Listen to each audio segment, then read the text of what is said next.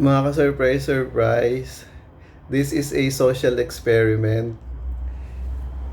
I'm trying to live a life po na wala pong internet. Kung ano po ba yung feeling ng ganun.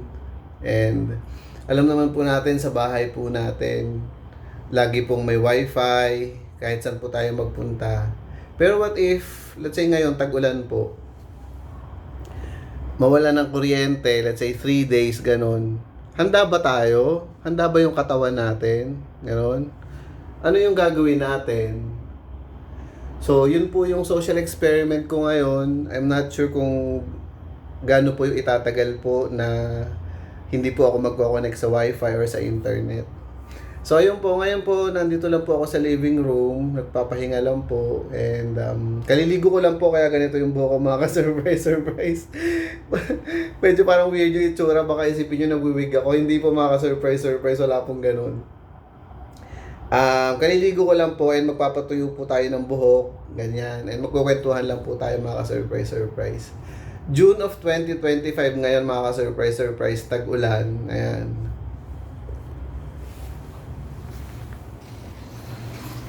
Kwentuhan lang tayo, mga ka-surprise, surprise.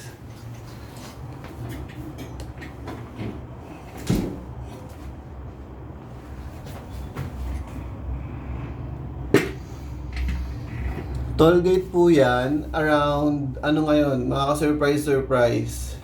Hindi ko na po alam yung araw, basta June po ngayon of 2025, around lunchtime. So, nandito po tayo sa Airbnb, mga ka-surprise, surprise. And, meron po tayong mga products na, meron po ako may kukwento sa inyo ng mga products. Ayan. Kwentuhan ko po kayo, mga ka-surprise, surprise.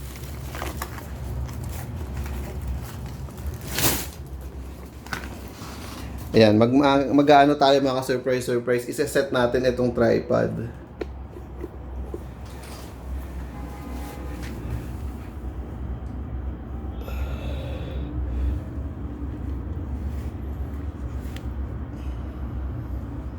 Ayan, okay ba yan? Parang nakailang minutes na tayo. Wow, okay, 2 minutes pa lang tayo, mga surprise, surprise. Ayan. Ayan, pak na pak po tayo dyan, mga surprise, surprise. Parang ayaw makasama ng tripod natin. Ayan.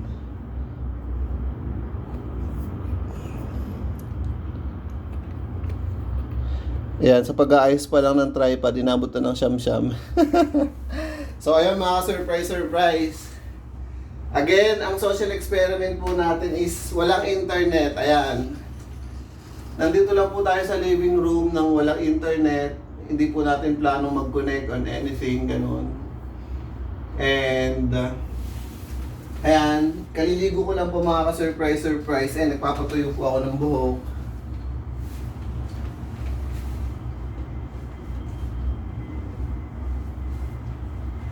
And medyo nabitin po ako dun sa ikinukwento ko sa inyo kahapon, mga ka-surprise, surprise, or kagabi.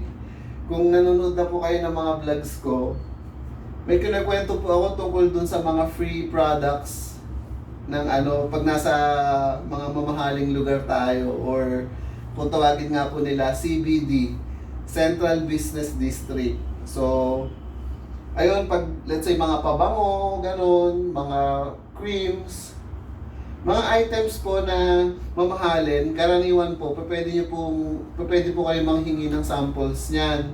Kasi nga po, pag mahal yung product, 'di ba? Tapos hindi niyo naman nagustuhan, sayang. So, karaniwan sa mga company, magbibigay muna sila ng sample para pag nagustuhan niyo, tsaka pa lang po kayo bibili, ganun.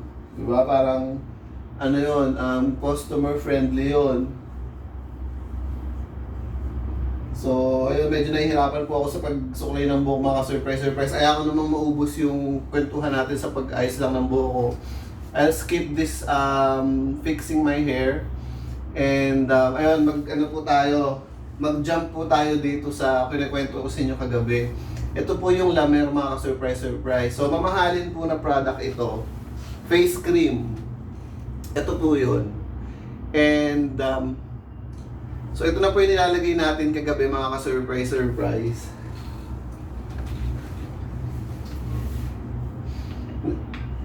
Ano po mga surprise, sa mga CBD meron pong ganito, Central Business District, sa mga La Mer Boutique ganun. So manghihingi lang po kayo ng product nila. So, tatanungin nyo lang, meron po ba kayong sample niyan, ganun. Ayun. Yung kahapon nga pala na cream na kinikwento ko sa inyo mga ka-surprise. Yung si Shado na cream. It cost around 7,000 pala or 8,000. Nakalimutan ko kung ano. But anyway, dito nga muna tayo sa La Mer. So ito pong La Mer mga ka-surprise. Ano po ito? This is made in USA. So American brand po siya mga ka-surprise. And mamahalin po siya. I think it cost around 30,000 mga ka-surprise. So nagbibigay sila ng ganitong sample, which is, I think this is around 1.5 ml. O sabihin na natin 1 ml. So, bigyan po nila kayo ng 30 pieces nito. Hindi ko alam kung yung ganong kaliit na jar, kung ilang ml yun. Let's say 30 ml jar. So parang lumalabas mga ka-surprise, 1,000 isang ganito. Believe it or not. Kwentahin nyo lang po, you do the math. Let's say 30,000. Ito pong cream na ito mga surprise ha. Let's say ito po, ang 30 ml po nito is 30,000. Ganon. So 1 ml po ito. Actually 1.5 ml pa nga. So magkano pumapatak ito? So ganon po yun mga surprise. But they don't mind kasi nga 'di ba parang for the rich it's nothing.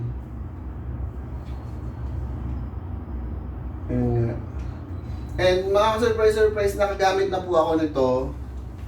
And what do you call this? Same lang din naman po. Actually, kaamoy niya nga yung Nivea cream mga surprise. Nakakailang minutes na ba tayo? Yes, 7 minutes pa lang. Actually, kaamoy nga niya yung Nivea cream mga surprise. Ayan. And kung nagpo-focus po, makita niya made in USA. Ayan. So yun, nakakatuwa mga surprise. Ganun, nagbibigay sila ng sample, ganun. Yun. Anyway, so ayun po, naglalagay lang po tayo ng cream. And nagso-social experiment po tayo na, yun nga, pag wala pong wifi, wala naman po tayo ibang gagawin. Hindi naman na po tayo nakakanood ng TV, ng walang internet, hindi naman po tayo nakakapag-Netflix. So, ano ba yung mga pwedeng gawin? Nauna ko nang isip mga surprise, pwede po tayong kumain, ayan. Pero syempre, magpipig out ka na lang po ba, kaya nga nakakain pag walang internet. So dapat pinaprepare natin yung sarili natin, pinag-aaralan po natin. So ayan po, pwede po natin linisin yung sarili natin, mga surprise, ayan. Katulad nga po ng ginawa ko, naligo po ako, ganon. As soon as nawala ng internet, naligo po agad ako, nilinis ko po yung katawan ko, ayan.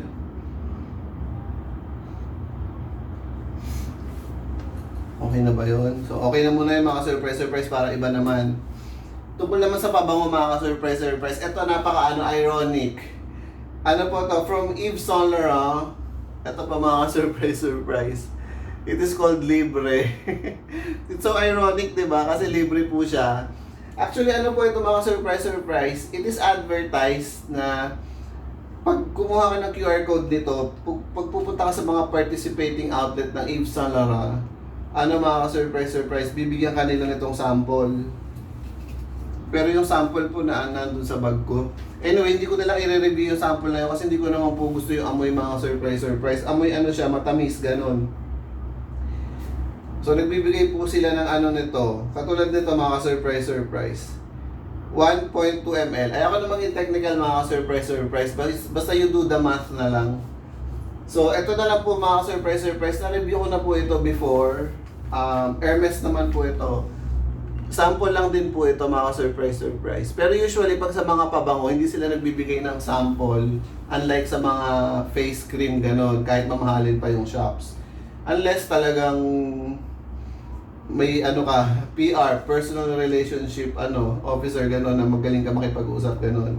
So, ayun mga surprise. Ito po yun.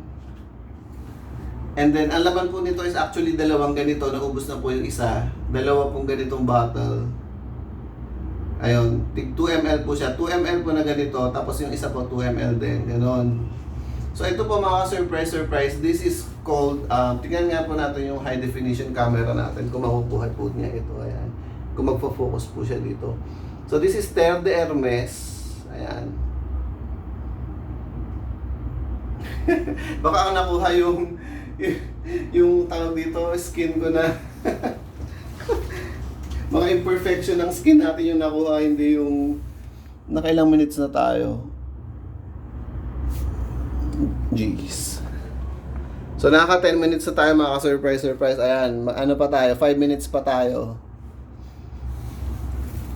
So ayun. Nandito pa rin po tayo sa social experiment ha, na walang internet, kwentuhan lang, gano'n. Ano pa yung mga gagawin natin? So ayun, pwede tayo maligo, maglinis tayo ng katawan, para tayo nasa spa, gano'n, mga surprise. And ayun, magpapabango tayo ngayon. Ito mga surprise na review ko na po ito. Talagang, ano po ito, yung concentration po na ito, o yung tapang po niya, hindi po siya ganun katapang, kaya hindi ko nagustuhan. But anyway, so ito na lang yun. Spray natin. Pero siguro ano pag mukha ano, kasi kalalagay lang natin ng ano. Kalalagay lang natin ng, what do you call that? Ng cream. Baka mag-disaster tayo mga surprise. So ayun, ganun lang. Pa-sweet lang mga surprise. Nasa bahay lang naman tayo.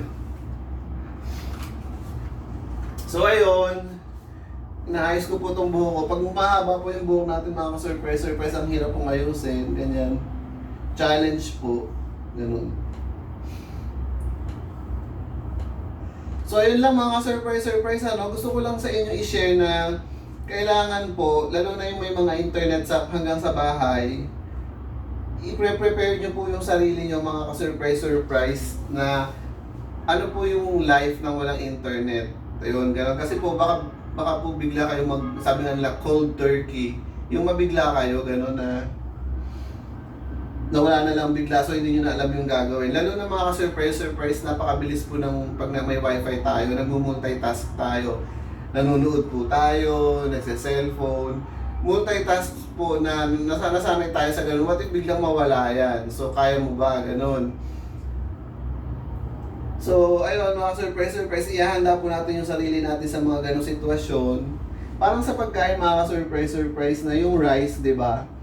Na everyday ka kumakain ng rice. What if mapunta ka sa place, bigla na walang rice? Yung bigla nag-stop yung rice.